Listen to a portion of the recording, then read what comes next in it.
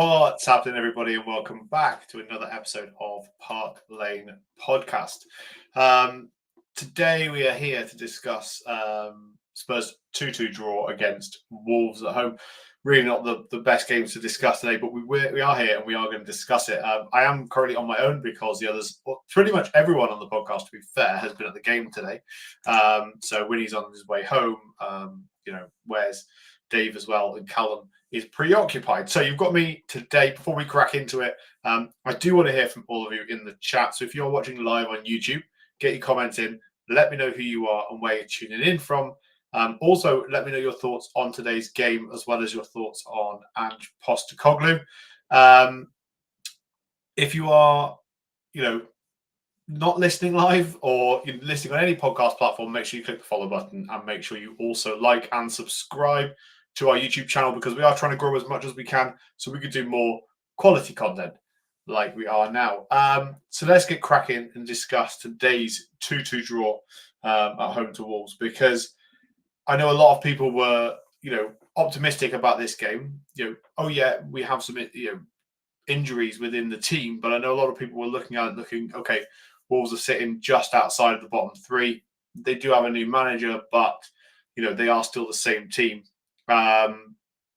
So to come out of it, the 2-2 draw, is very, very frustrating. But on the flip side of that, still we are struggling with injuries. Destiny Doggy goes off today with a hamstring injury, so that looks like, it could be some time out. When you see someone holding the hamstring like that, it doesn't seem like it's good news. And then, we've still got obviously Vicario out for a long time, and our two centre-backs, Mickey van der Ven and Christian Romero, out. Luckily, Radi Dragashin, played today, to be honest, because otherwise we'd have, probably been sitting with a, centre-back pairing of Yves Bissouma and Archie Gray, to be honest, even though, a lot of people called for Alfie Dorrington. Winnie is with us, but he is currently driving. So I will switch over to him and see what's happening. Winnie, how are you, mate? I'm good, mate. How are you?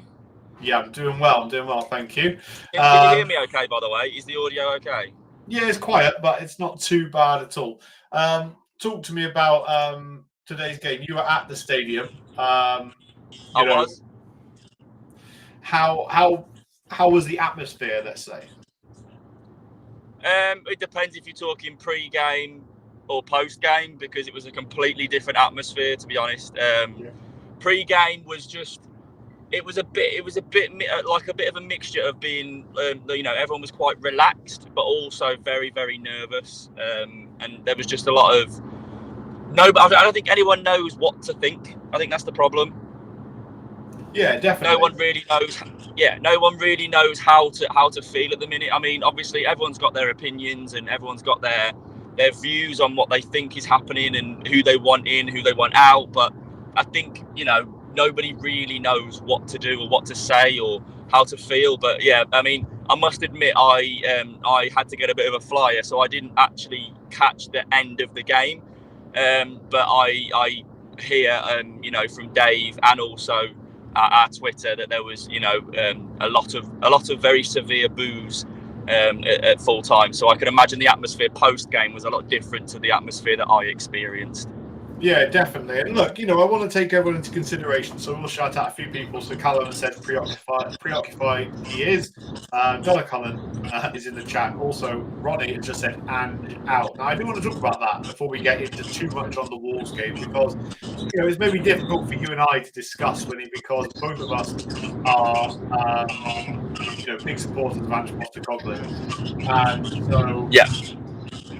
I'm definitely not on that side of, him being, out of the club, because I think that, I wrote on Twitter, actually, I don't believe that any manager that's available at the moment that comes into this club will be able to do anything about what is happening right now. And it's, down to the lack of players that we have. Do you agree or disagree with that? So you just cut out a little bit there, mate. Could you just repeat the question? Sorry, I know that's annoying. Do you think I basically said that I didn't think that anybody, any manager out there was available would be able to turn Yeah. this around based on the current issues that we have. Absolutely. And I, do you know what? Like, I used to think that we had a fantastic fan base. I used to think that we had one of the best fan bases going in the Premier League, but I'm starting to disagree with my own thoughts now. I think we've got one of the most toxic fan bases of the Premier League. Genuinely, I think it's honestly, I hate logging onto Twitter. I used to love logging onto Twitter and having a look and browsing and seeing Tottenham news, and now I genuinely can't stand it.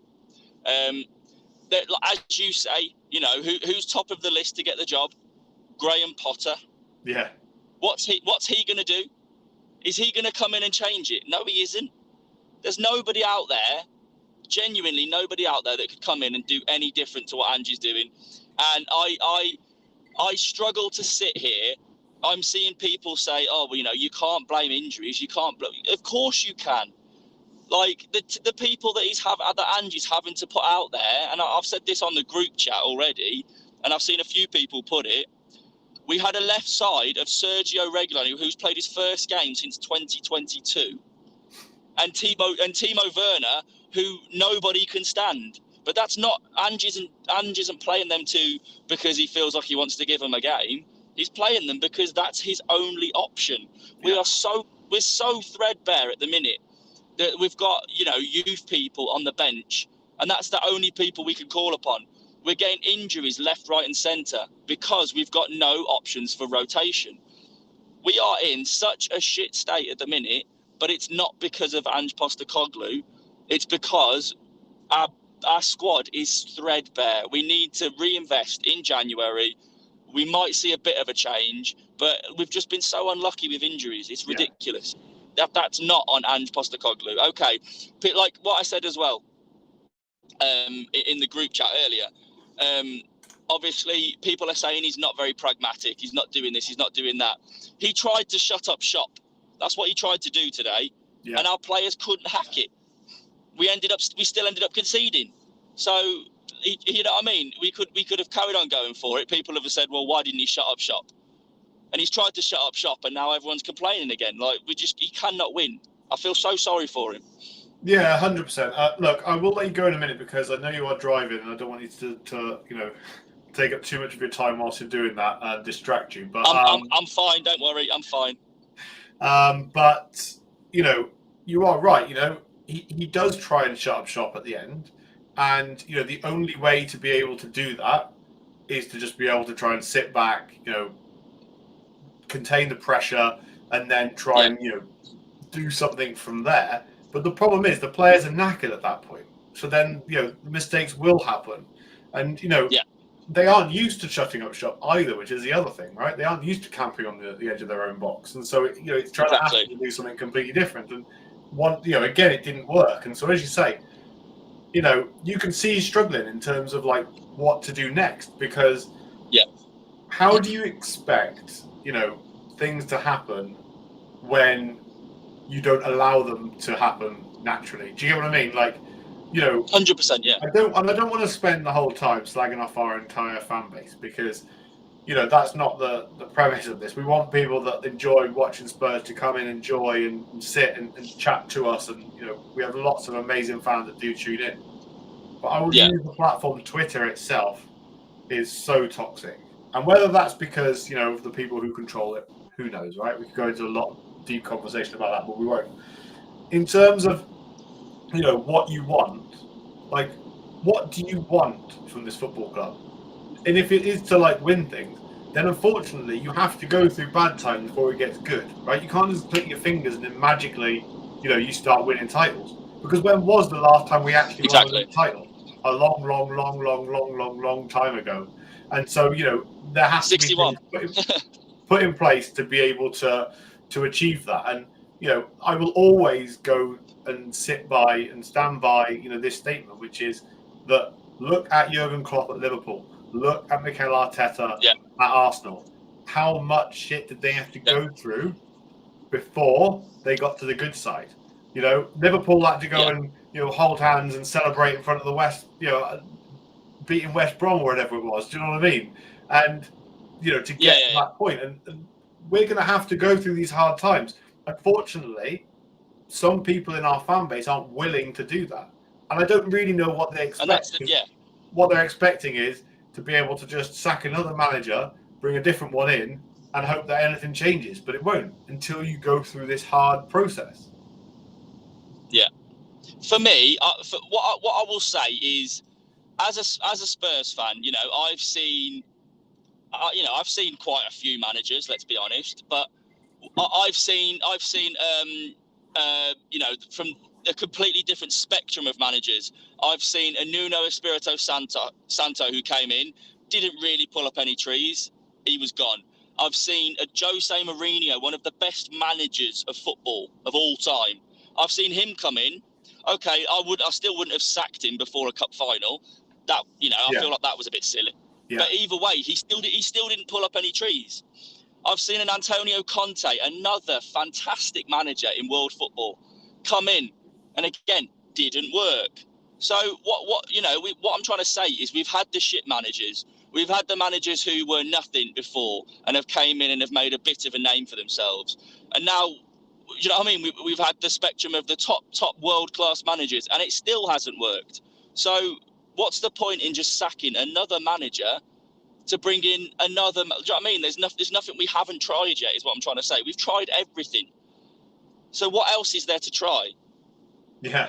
Well, it keeps going back to, the age-old problem. And, again, over the years that I've done this channel, people will know that I'm not, massive Levy out. I'm not, attending protests whilst having, bags from the club shop. That's not what I'm about.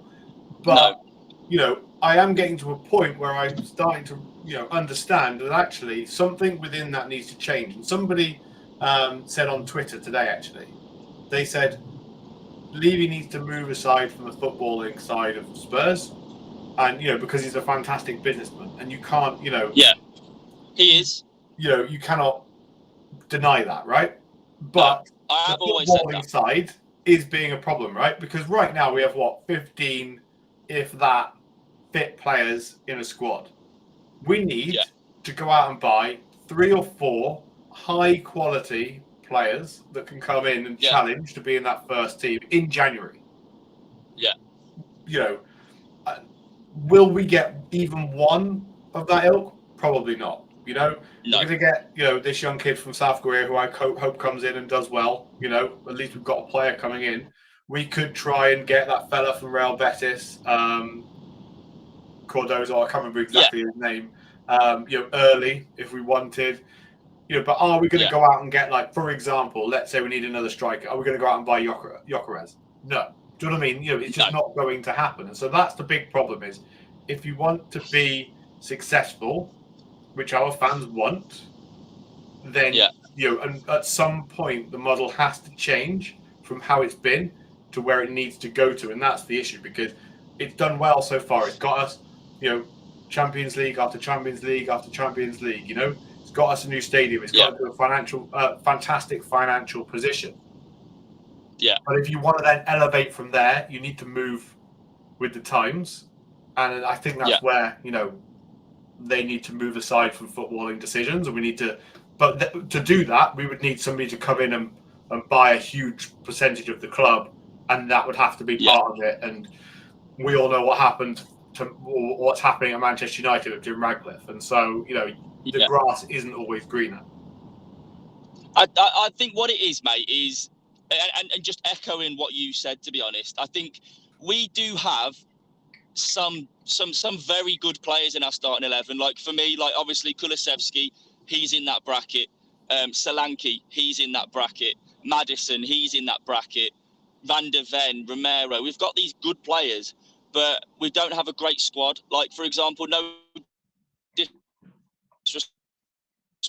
to Jagracine, but when he's called upon, he's done well, but he's not a great replacement, is he? Let's be honest.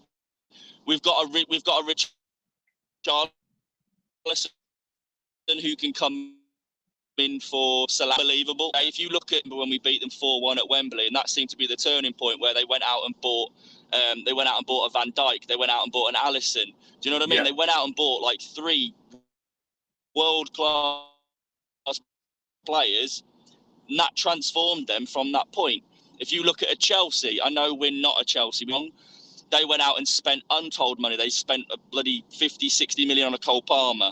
They brought, Pedro Neto. They brought all these good players, and now they're starting to reap the rewards. But did they straight away? No. Chelsea had a season, maybe a season and a half, of being shit, where they were where we are now in the.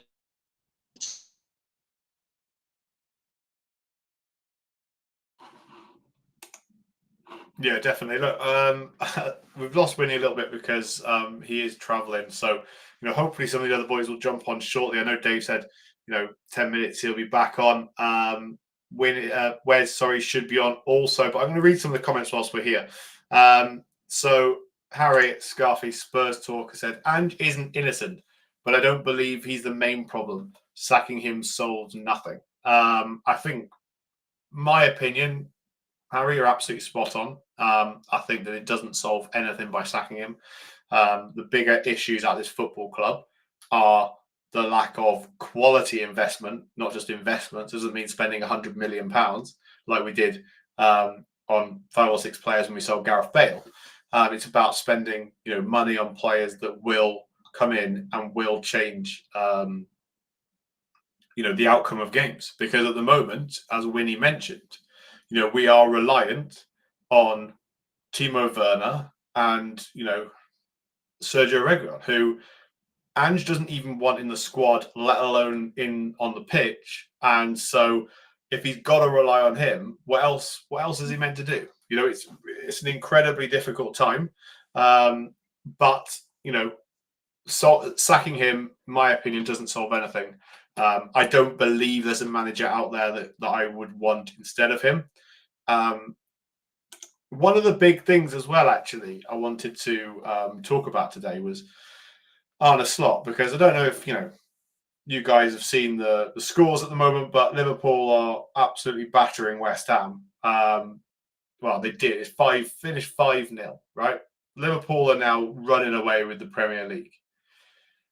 If Arne Slot came to Spurs right now and was in the same position as Ange Postecoglou, is he winning the league with Spurs? 100% not. Now, why is that? Because Liverpool have got unbelievable players throughout their entire squad. They've got a front 4 that would fit into any of them would come and fit into our squad. One of the best wingers the Premier League has ever seen in Mohamed Salah. One of the best centre-backs in the league, if not ever in the Premier League, in Virgil van Dijk. One of the best goalkeepers with Alisson. A backup goalkeeper of Kelleher. It's not all about, the players that he's got. He's a fantastic coach as well. But do I think he would come in and do an any better job than Ange Postecoglou? No. In my opinion, no.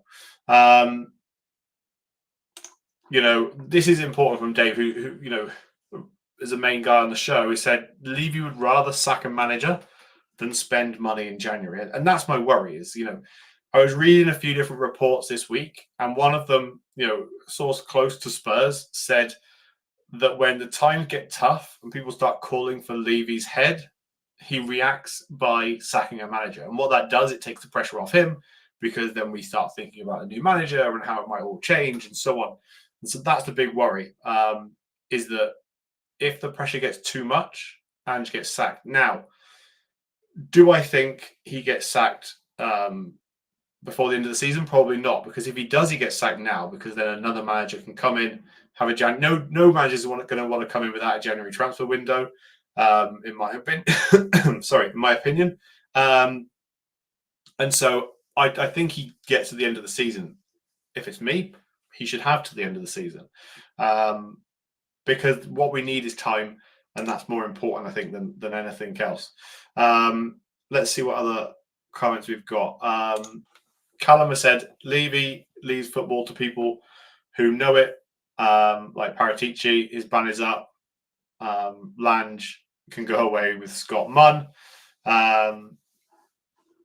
Yeah, look, it's a difficult one in terms of that. Like, a lot of people slagged off what Paratici did until it all started working out. A lot of people slagged off, the signings of Bentancur, Kulusevski, and look how that turned out. So you never know. This is important, actually. From Pefeli Mongo, they said they sold Kane and they failed to bring in £100 million striker. This is the issue, right? You sell Harry Kane, you're never going to replace Harry Kane, right? Even if you bring in a Gyökeres, even if you bring in Isak, they don't replicate what Harry Kane did at Spurs or score anywhere near the goals.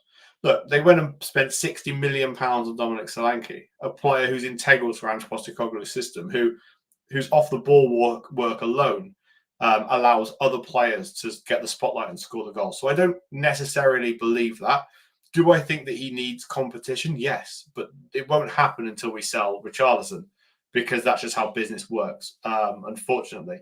Again, just because you spend £100 million doesn't mean that you get a good player. Look at Mudryk at Chelsea. That's a prime example of where you can waste a hell of a lot of money. Look at Anthony at Manchester United. Another prime example of how you can spend money. Let's have a look. Jessica has said, so Jessica said, if that's true and only 30 million loans, maybe a free, then 30 offered for people in the summer/next year.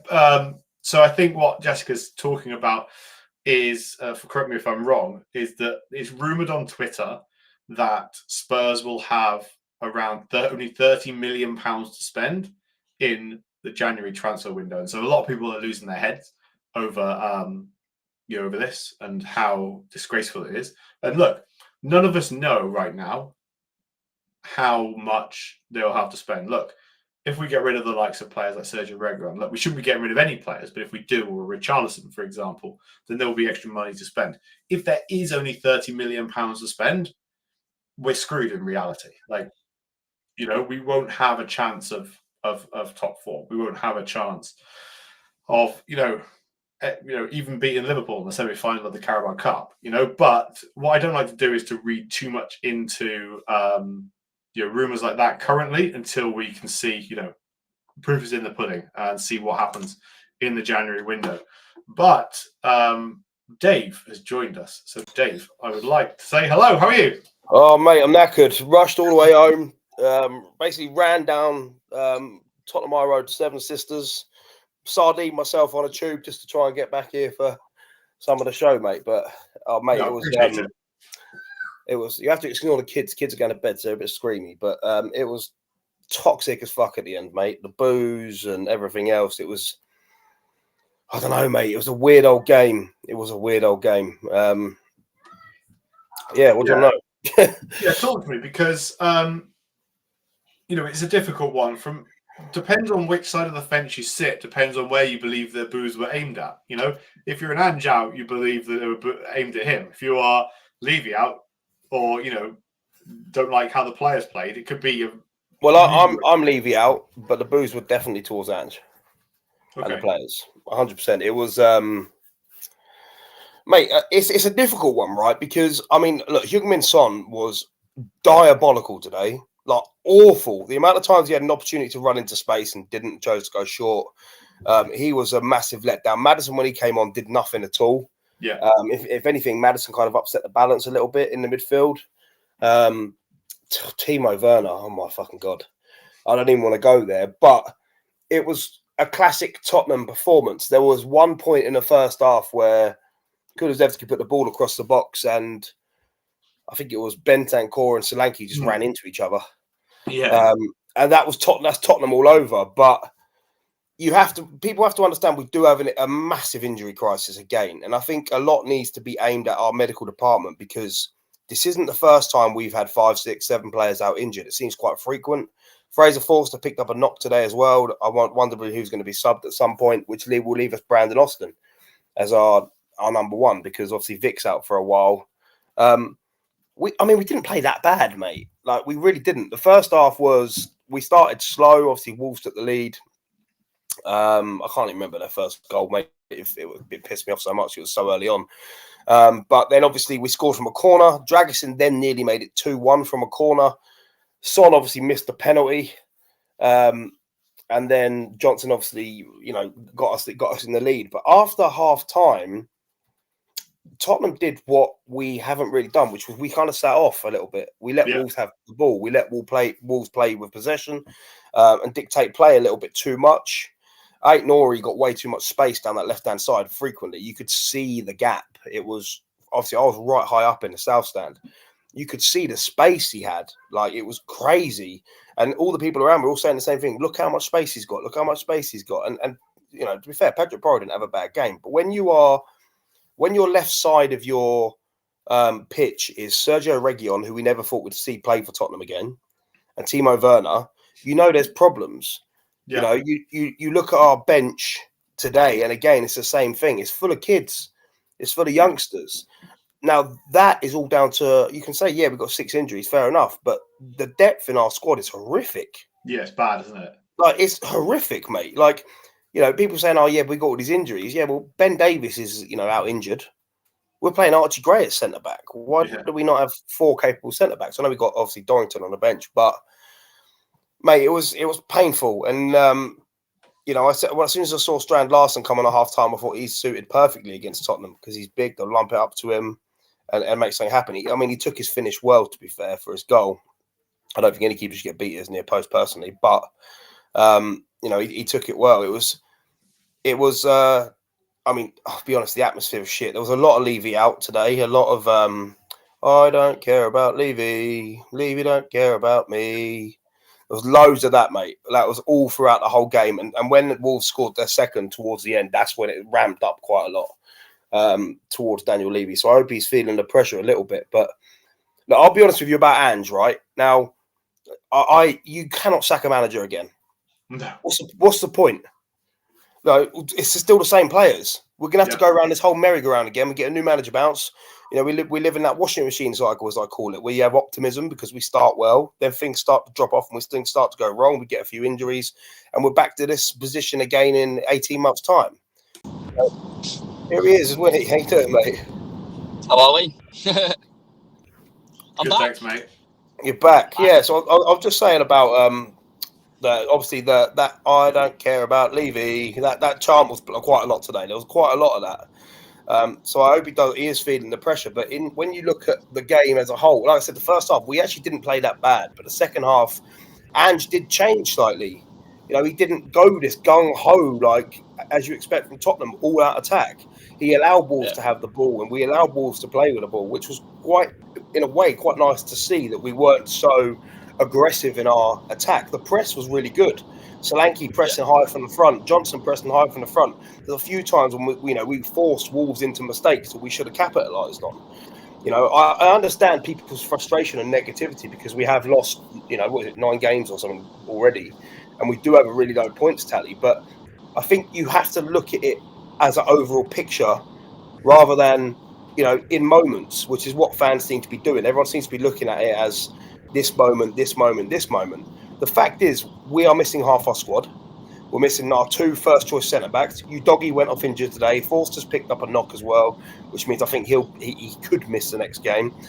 So when you have that many injuries throughout a team, it's going to affect you.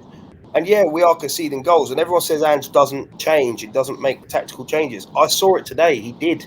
We didn't go for the throat. He tried to dig in. He tried to make sure that we come left with 3 points. And, Strand Larsen scored a good goal at the end.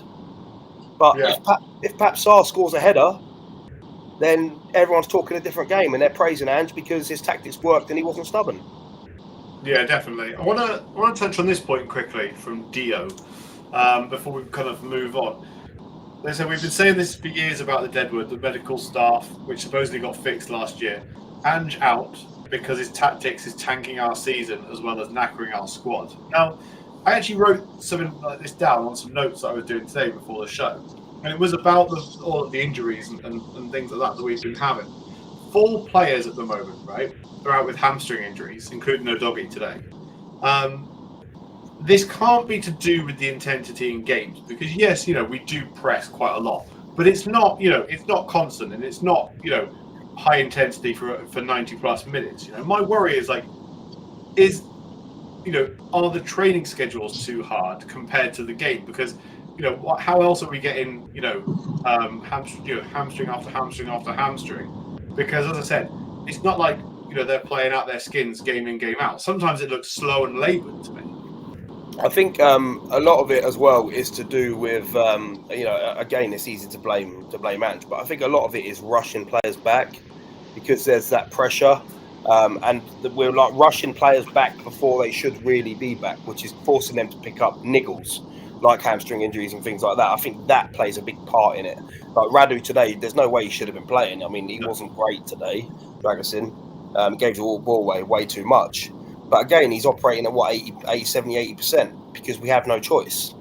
So I think a lot of it is to do with rushing players back. And obviously, you all know me. I'm the most negative Tottenham fan you could ever meet.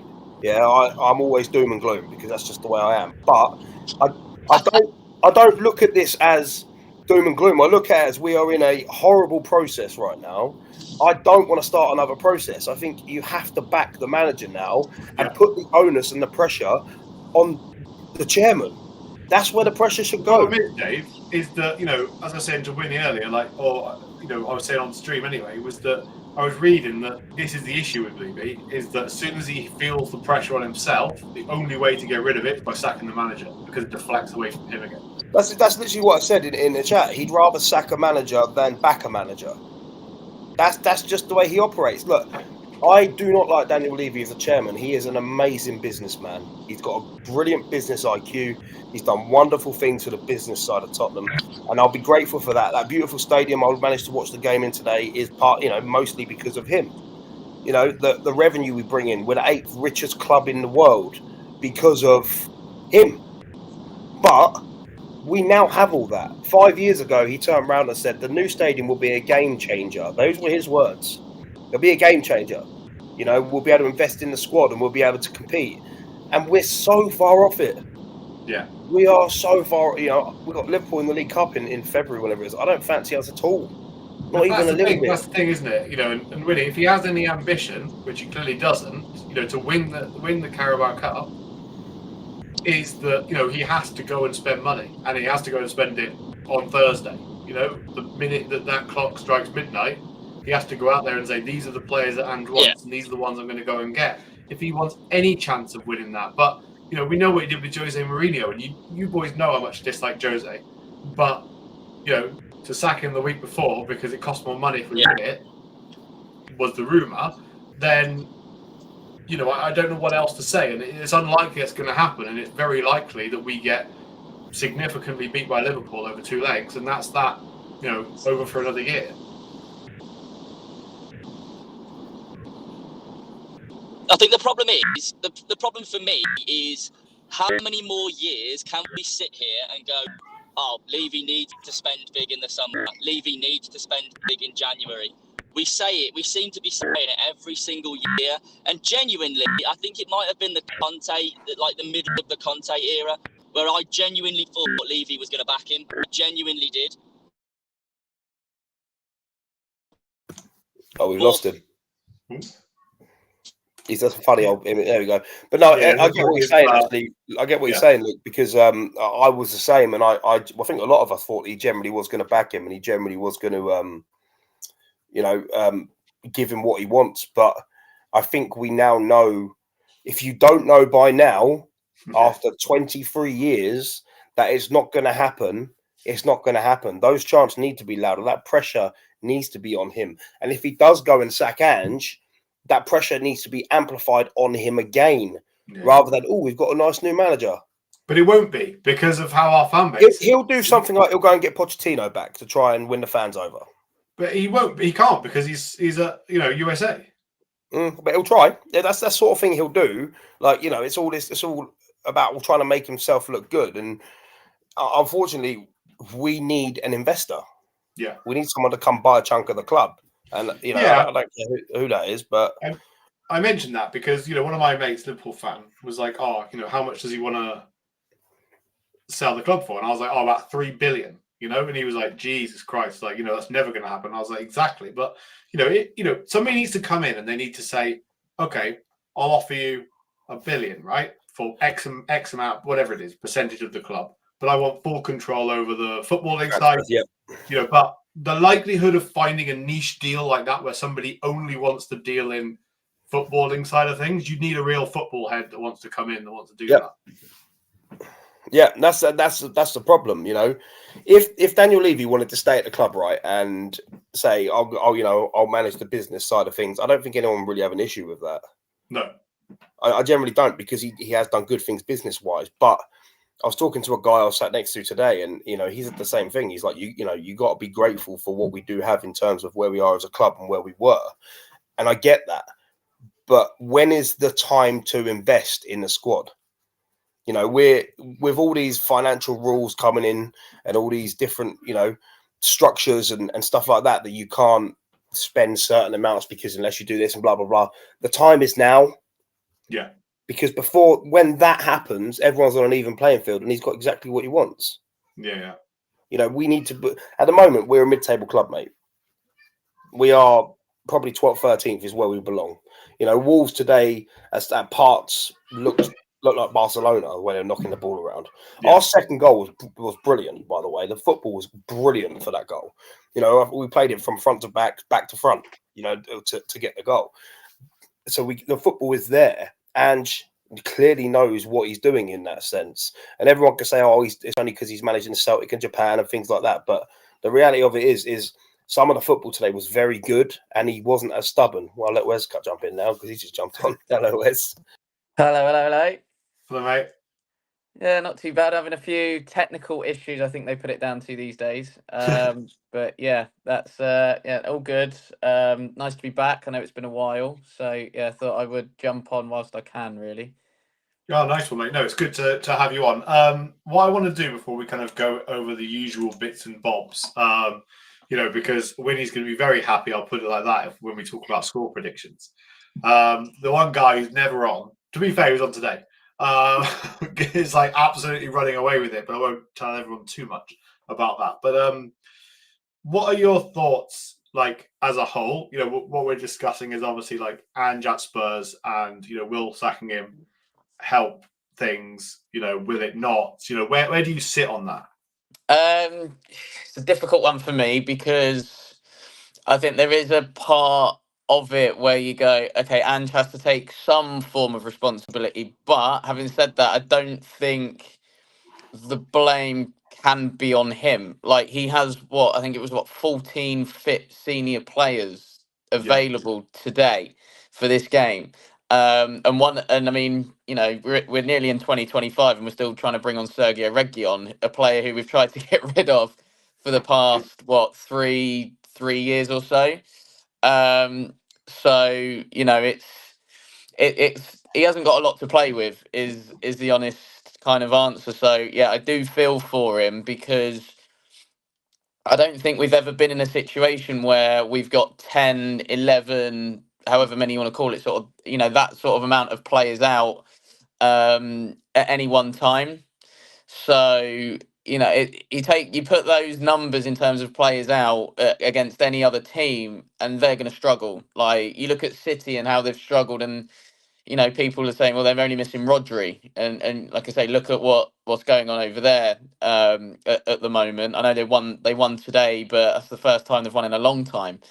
So yeah, I think it's one of them where Ange is very much fighting with near enough both hands behind his back, and he's trying to get a tune out of these players, but you can just tell, I think, in recent games that it's just been that one kind of push too many, but he doesn't have the options to rotate, which is what he wanted to do. Obviously, we've been playing twice a week pretty much throughout the whole of December.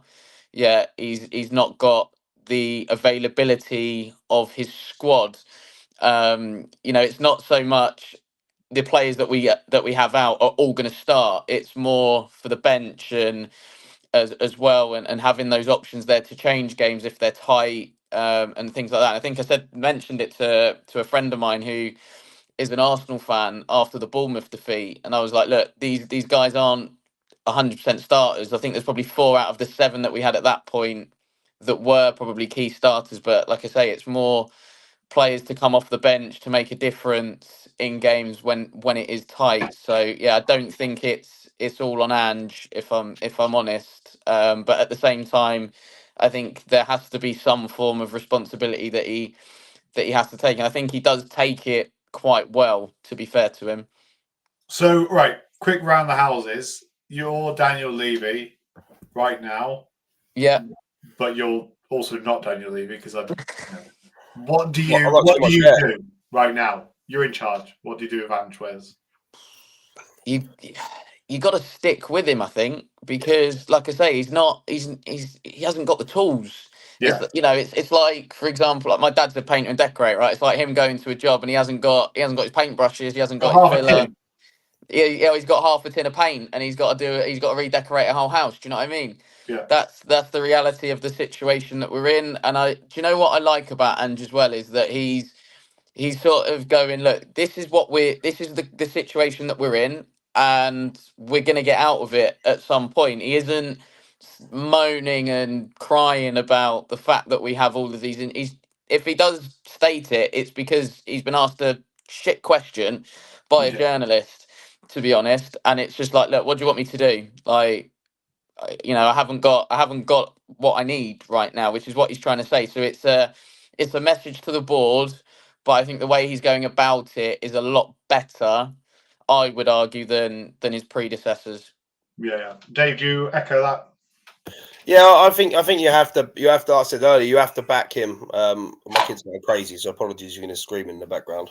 But no, you have to back him now because it's all well and good us sitting here saying, oh, let's get a new manager. But what the hell is the new manager going to do with these players?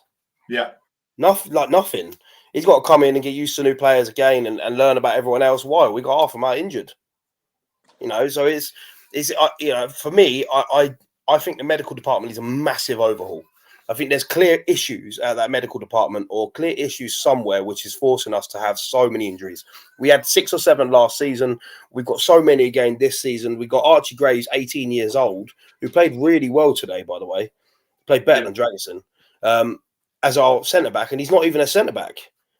So you can't sack a manager. What Daniel Levy needs to do is say to Ange, what do you need? What do you need? On come Thursday, what do you need? What do you need to get you through this difficult period to enable us to have a shot at getting into Europe and a shot at getting to the League Cup final? Yeah. That's all he should be doing. He shouldn't be turning around saying, oh, Ange, you're under pressure or anything like that. He should be saying, what do you need? Tell me what you want and I'll do it. And like I said to you, I said earlier, Wes, about the I don't care about Levy chant. There was quite a lot of that today. There was loads of that today. So I don't know if Levy was there today. He was there. Yeah. He was all over the telly. He's there every game, I think. But I think that was also in response because Wolves have got a similar one for their owner Jeff Shee because they're not happy with him. Obviously, they've sold £200 million worth of players when Gary O'Neill was in charge, and then probably not even giving him probably even 70 million of that realistically. Yeah. So yeah, I think the Wolves fans have sort of had enough of Jeff Shee. So that was probably where that come from today, I would say. So yeah, I just hope that when he's there, because we have said that to ease the pressure on himself, he does like to hire and fire. That's standard Daniel Levy, and he would rather sack a manager rather than back a manager. So I kind of hope he doesn't this time. And he gives Ange the tools that he needs, and he has to have an open conversation. And Ange Postecoglou needs to turn around and say to him, well, you're going to have to back me. Because it's all well and good us bringing in this. When does that, Korean kid come in? Is it January? Yeah, it comes out. He's 17 years old. He's 17 years old. What's he going to do? Do you know what I mean? Like, you have to. We've got that. Was that Betis midfielder, Cardozo or whatever his name is? It's Johnny, whatever they call him in Betis. Realistically, you go and get him. Say get him now, because they're players that we've already signed. But Daniel Levy will count them as transfers. Do you see what I mean? Oh, we bought in this player and this player. No, that's not how it works, mate. Realistically, you need to go out and you need to get a centre back. You need to get another backup goalkeeper. You need a decent centre midfielder. We need strength in depth, which we don't have right now. Left back's a problem when you're having to bring on Reguilon. And that left hand side today, like I said to you, Reguilon and Werner, it was bloody awful. There was one point Timo Werner was on the left hand side. The ball's been played up to him. He's completely missed the ball. He's just rolled out a play for a throw-in. Yeah. Another one, he's at the back post, there for a volley, air shot. didn't even hit the ball, just bounced away, you know. But like I said, there was that moment in the first half when Bentancur and Solanke ran into each other in the box, and I was just like, this is just fucking awful. Like, what am I watching here? There were so many times when players weren't communicating with each other. They were going up for the same header and almost challenging each other, and you're sitting there going, what are they doing? You know, what are they doing? I thought Bentancur was pretty good today, to be fair. I thought he dictated play quite well, but the biggest thing for me, again, at the end of this season will be, I think Sonny's time's up. You know, I think Sonny is time to say thank you so much. You've been great, but off you go to Saudi. Because today, my God, he was poor. You know, he was beyond poor. I was surprised he lasted 65 minutes. Yeah. Look, we will talk more about transfers next week, where we can discuss all of these things regarding what he's doing. But I think we're all, in agreement on what needs to happen. Look, there's quite a lot of you tuned in at the moment. So those that are tuned in, make sure you click the like button. I want to see every single person liking this. And also, if you're new and aren't subscribed, please do subscribe as well. Every single subscriber means a lot. So even if you don't think it does, we thank every single one of you for subscribing. Right, let's discuss some score predictions, because there were some score predictions whilst we were away. And now we will go through them, because it's been absolutely terrible for me. Did not get any better this week. So let's go all the way back to Nottingham Forest. I went for a 2-2 draw. Obviously, for those that live under rock, we lost 1-0. Winnie went for a 3-1 Forest win. Dave went for a 2-1 Spurs win. Callum tried to cheat, and I will tell everybody how he tried to cheat in a minute, but he got no prediction. And Wes also went for a 2-1 Spurs win. So the only person that got any points was Winnie. That's minus points cheating, isn't it? Huh? Minus points for cheating, isn't it? So when I texted him earlier, because obviously I wasn't on last week, I said to him, "Oh, what did you predict last week for the Forest game?" He said, "Oh, yeah, 1-0 Forest win." Anyway, me being me, I was like, do I have to go back and check? Or, like, can I trust you? And he was like, "Oh, no, I think I just forgot to predict that score." So I was like, "Oh, you cheating little bastard." So anyway, he gets no points. Winnie gets 1 point, extends his lead. Today's scores, I went for a 3-0 Spurs win. Winnie got the correct score with a 2-2 draw. He's got 4 points this week. Dave went 3-1 Spurs. Callum went 3-1 Spurs. And Wes also went 3-1. So our scores that header, mate. That 3-1 Spurs happens. Yeah. So Winnie is now on 12 points. 5 points ahead of Wes. 5 points ahead of Dave. He's 8 points ahead of me and Callum as well. So a lot to do for the rest of us, or the crown will be going to Winnie. Now, you'll be pleased to know Winnie hasn't predicted his score. So, and nor has Callum. So the three of us will get to predict our scores before we introduce the wheel. So I will get this show on the road, because I've already predicted mine. And that is a 1-1 draw. Our next game, is next Saturday, 12:30 at home to Newcastle. So I've gone for a 1-1 draw. Wesley, what are you going for? Oh, can't hear you. 2-2. Desmond. Don't know why suddenly it's muted you, but it has. Right, Dave, what are you going for? Oh, mate, I've never done this before, but I'm going 2-1 Newcastle. Oh, dear. Let's get Wes there. Say hello, Wes. Oh, no, you've just completely gone. It's all right. We're wrapping up anyways. It's not too much of an issue. Right, you've gone 2-1 Newcastle. Wes has gone 2-2. I've gone for 1-1 draw.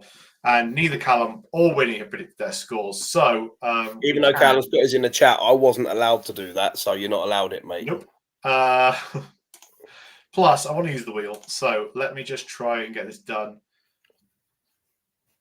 1 minute, people. They're both trying it now. Look. Too late. The wheel is here, and we're using it, and only the wheel. So we'll go for Callum to begin with. Let's see what score he gets.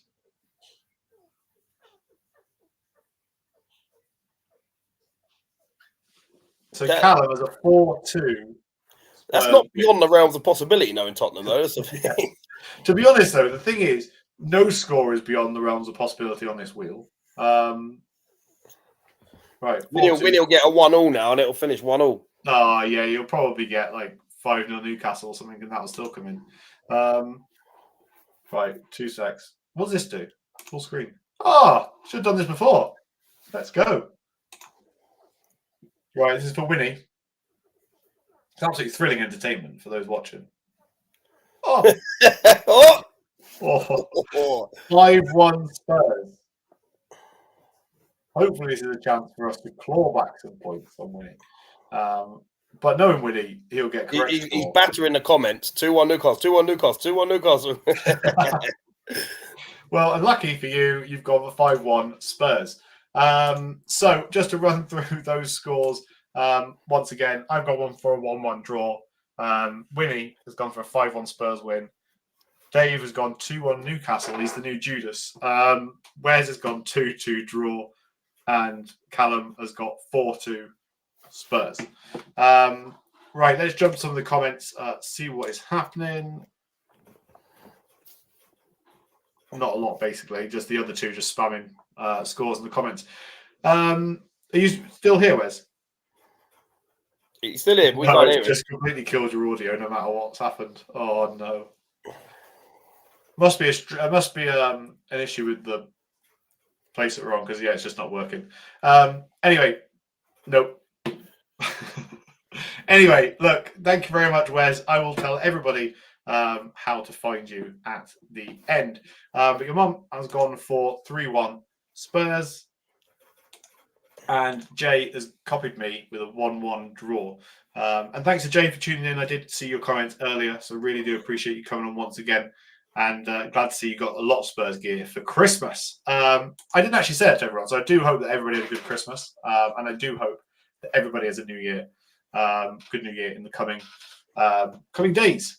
But Dave, how can everybody find you? Thank you for tuning in. At Park Lane Pod Dave. I'm knackered from running down High Road to get here on time. But at Park Lane Pod Dave or at Park Lane Pod on Twitter. I'm glad to be a bit more active on the actual podcast Twitter. So any questions or debates that you want to have, I'm always up for a debate. And yeah, you can see me there or here every week, most weeks. Amazing. And I don't think we can hear Wes, but you can find him on Twitter, the unofficial Moussa Dembele fan account, greatest of all time, la-di-da-di-da, greatest Belgian to ever grace the Premier League, or something along those lines. So it's at Wezo10 on Twitter, and he also has a football. I can't Got a football coaching business in Milton Keynes. I think it's at WM32 on socials. Is that right? Kofa MK. Anyway, just go search for Kofa MK. You'll find him. And if you live in Milton Keynes, Dele Alli country, you can get in touch with Wes. If you've got young kids and want to get them into football, then make sure you hit him up. You can follow me, Luke_Parkley. But more importantly, thank you to every single person that's tuned in over the last year. Do appreciate every single one of you. Let's push on into the new year.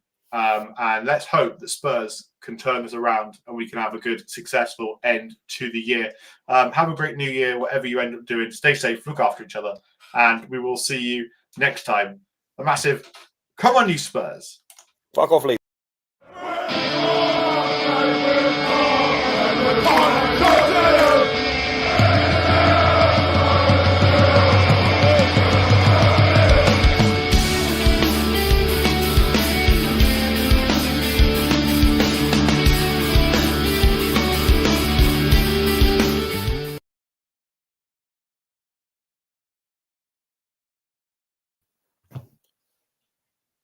Hello? You're